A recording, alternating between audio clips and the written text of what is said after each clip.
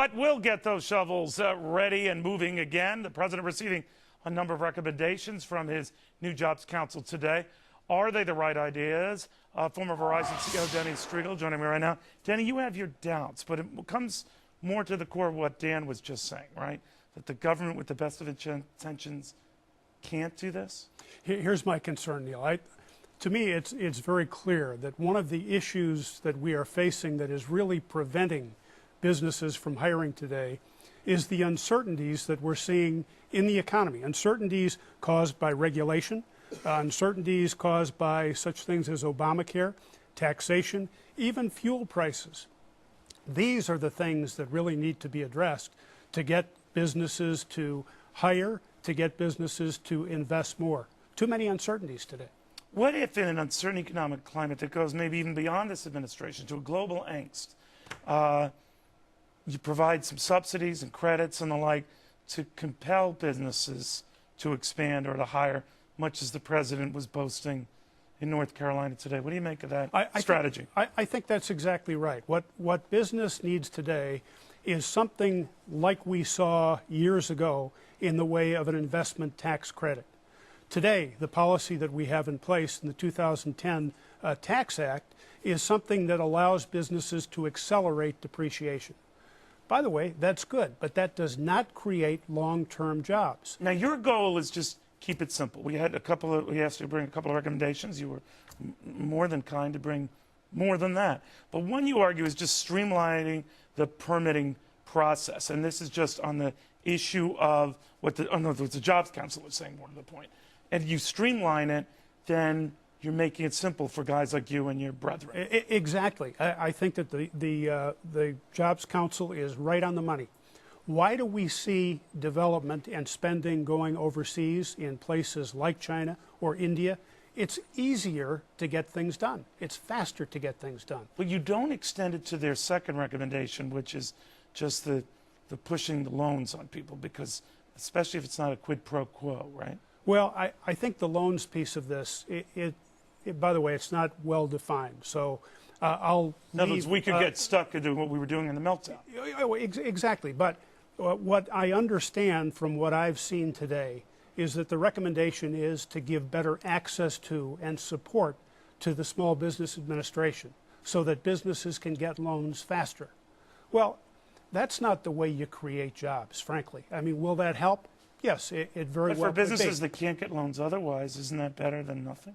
Well, sure it is, Neil. Yeah. But the way to get businesses to invest I mean, this is Business 101. Businesses will invest when they know consumers are buying. Consumers today are saving at a rate of about 5.5%.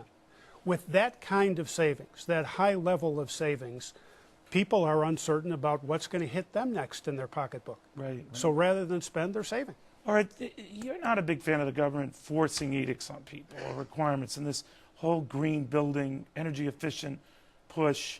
What it might make for great business opportunities for green companies and the like, it saddles everyone else with the added costs and responsibilities of getting them green, right? Neil, business people in the United States, owners of buildings, are smart enough to know a very simple concept. If they can get a return from the money that they spend, they will do that. So if there was greening to be done, if there were energy savings to be had, my guess is that many of these business owners would have already done that. Again, I come back to the point of a visit. But if they're cheap in a certain environment or leery of committing resource and capital, who can blame them in this environment? They might not see the long-term benefit of that, much as they did years ago about more energy efficient, fuel efficient vehicles. In the end, they profited handsomely off that direction, making makes and models that were barnstorm winners for them.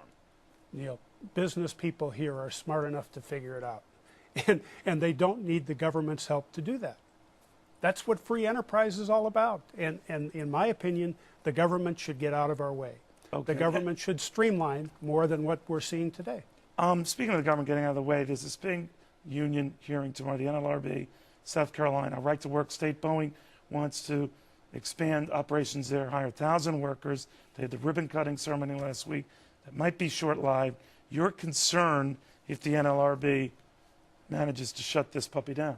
Well, this is an issue where businesses, since when in the United States have businesses not been able to decide when they hire, where they hire, and what they do with the people that they hire to create a profit?